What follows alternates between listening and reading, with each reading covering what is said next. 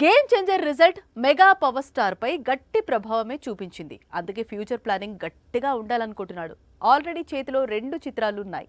ఇప్పుడు ఒక హిందీ మూవీ, మరో పాన్ ఇండియా మూవీకి చరణ్ గ్రీన్ సిగ్నల్ ఇచ్చాడట. బాలీవుడ్ కు సంబంధించినంత వరకు ధూమ్ 4 అనేది మోస్ట్ అవైటెడ్ సీక్వెల్. ఈ మధ్య తరచుగా ఈ సీక్వెల్ గురించి స్టోరీస్ కనిపిస్తున్నాయి. 4వ భాగంలో దొంగ పాత్రలో రణబీర్ నటించబోతున్నాడని కొద్ది రోజులుగా ప్రచారం సాగుతోంది. అలాగే ఈ దొంగను పట్టుకునే హీరో రోల్ ను రామ్ చరణ్ చేయబోతున్నారట. Already Ram Charan friend NTR War sequel లో హృతిక్ తో కలిసి నటిస్తున్నాడు. ఇప్పుడు చరణ్ కూడా అదే దారిలో రణబీర్ తో స్క్రీన్ షేరింగ్ కు రెడీ అవుతున్నాడు.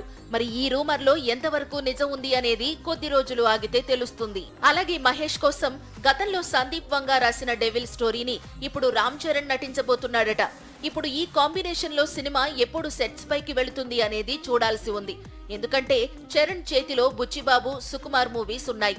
వీటి తర్వాతే ధూమ్ 4 అలాగే డెవిల్ ప్రాజెక్ట్స్ పట్టాలెక్కే అవకాశాలు కనిపిస్తున్నాయి.